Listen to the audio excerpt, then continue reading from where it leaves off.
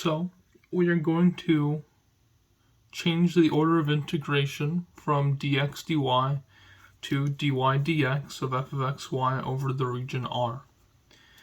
So in order to do that, first we're going to kind of go over some of the principles that allow for us to distinguish between our region. So if we have our integral with respect to y and then x, we know that a is going to be our smallest x over the region R.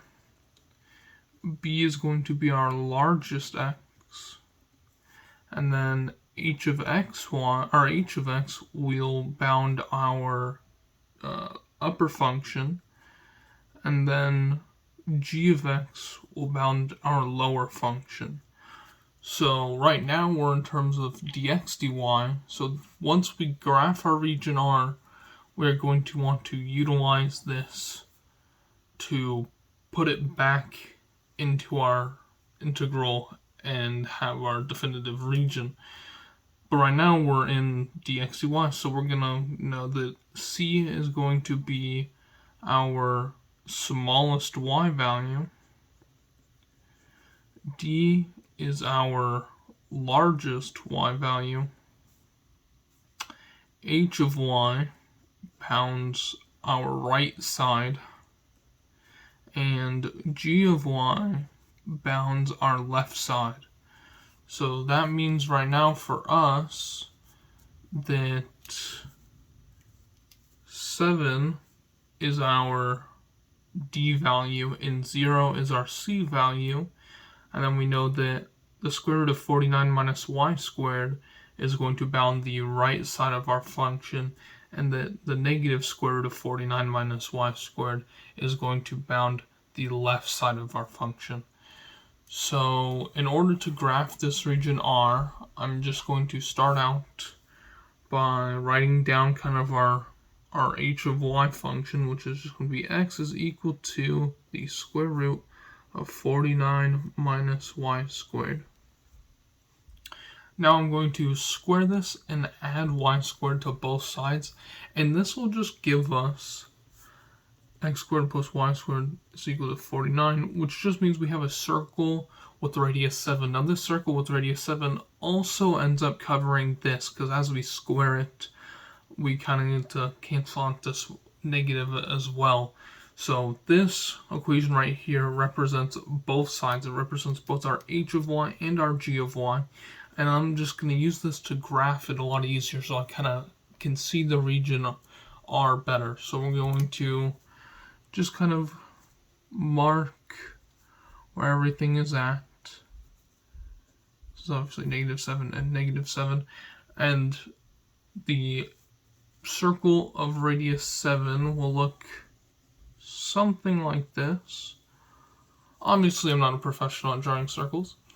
And then we are going to want to utilize our largest and smallest y's, which will be, our smallest will be 0 and our largest will be 7 like we determined earlier, which means this line right here, which this will be the line y is equal to 0, and then we know that this point right here is going to be our largest y value, which means our region R is actually just this entire top part of this circle. So this is our region R. So this is what we're going to want to change in terms of our integral. So we're going to be utilizing this, and it helps to draw. That's the whole point. So we want to draw it out, because then we can kind of utilize our rules of our lower and upper functions and our kind of left and right functions. So now that we know that, we can start by putting all the information into our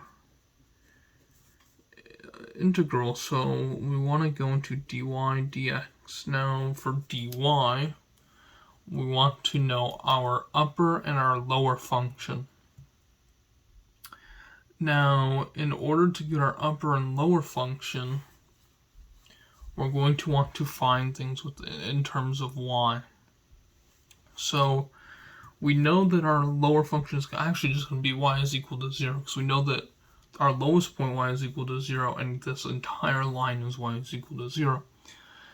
So our lower function, which will be our g of x, is equal to 0, and our h of x will just be, if we take this function and we were to take the square root or subtract by x squared and then take the square root, we'd isolate y, which means we'd get h of x is equal to the square root of 49 minus x squared.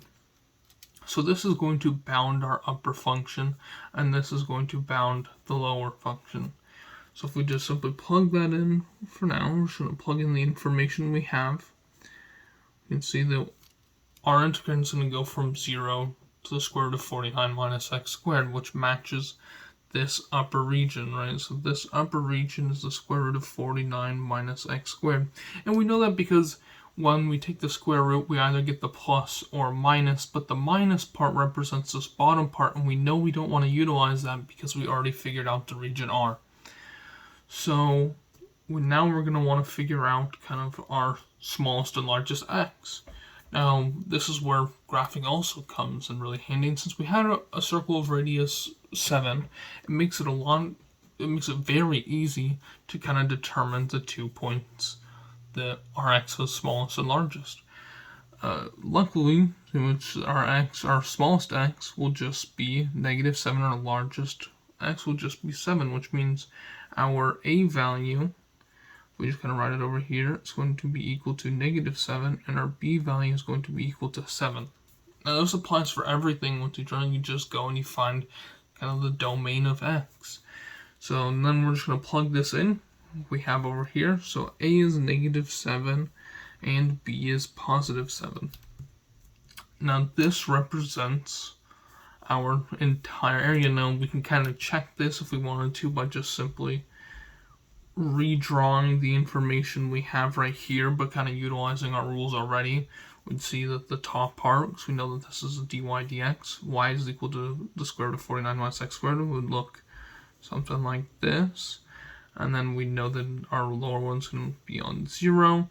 And then we can kind of see the -7 is over here and +7 over here, which represents the same region we got when we were utilizing our original function. So this is the equivalent function